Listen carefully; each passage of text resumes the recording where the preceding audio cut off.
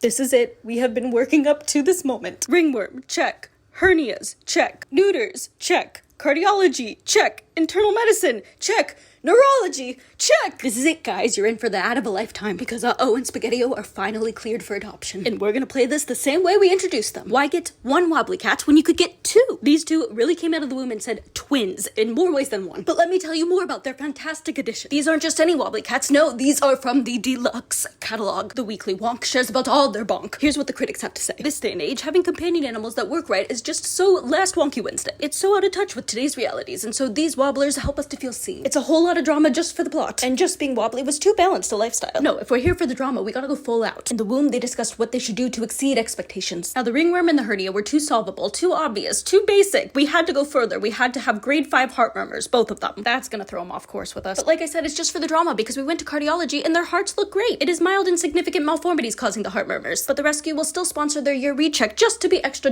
sure. We won't be bamboozled again. But don't know why stop there. We should also have some unusual kidney markers in our blood work that won't go away. Let's ultrasound those as well. They're fabulous, again, just for the drama, but we will recheck those also. So there's no bamboozle in here. Except there was. In the Bobble on the Wobble playlist, I explained to you guys the protocol that we go through when we introduce a wobbly cat, and why it's so important to never assume. After running the necessary tests and completing our wobbly cat intake protocol, we were pretty safe to say that this was a classic case of cerebellar hypoplasia. But right as we were about to clear them for adoption for the first time, Spaghettio went and had an extreme dance party that Lord Theodore did not approve. Those are banned. See, the cerebellum, which is responsible for the motor control, is located in the back of your brain, and that is where we can get cerebellar hypoplasia. But extreme dance parties are caused by the frontal lobe, just like them to always take front and center. And so there are two options to be considered. Either one, Spaghettio has a larger neurological condition that is affecting the whole of his brain all over, which is what we would typically lean for rather than assuming that there are two separate neurological conditions, because cerebellar hypoplasia on its own does not cause extreme dance parties. But because Uh Oh has not displayed such criminal activities, and they both mimic CH so precisely, it would be much more likely that they both were born with cerebellar hypoplasia due to how it develops and the stability of their mobility as they grow.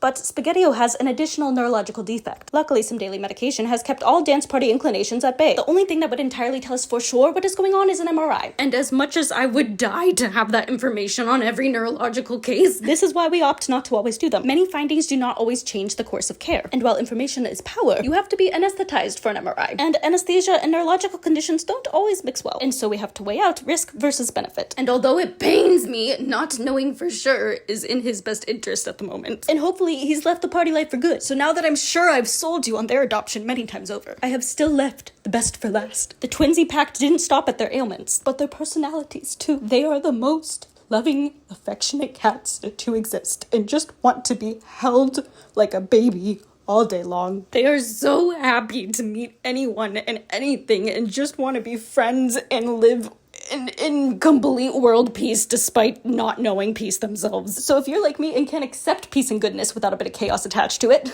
here you are. These are the cats for you. It's basically a 2-for-1. What a steal. You're never gonna find this opportunity again. We're all going to lose our minds and go crazy. Might as well make your reason because of the cats. Like me. Hack the system. They'll never know your next step because neither will you. And so applications on Uh Oh and Spaghettio are officially open to residents of California. You can get there through the link in my bio. I know you're all wobbling over as fast as you can. They're ready for you. But actually, though, these two are going to absolutely change somebody's life. I mean, the moment you meet them, it is absolutely no question whether they are worth it. And even if it takes some time, I'm excited to see that beautiful happy ending that I know is coming to them. And also, I forgot to mention that because we believe that they are Scottish Fold Persian mixes because of the folded ears and the smushed face, Uh Oh is prone to bacterial infections and URIs that we have to keep under maintenance. So just a snotty boy on top of everything else. You're welcome. Bye. Hire me as your salesman.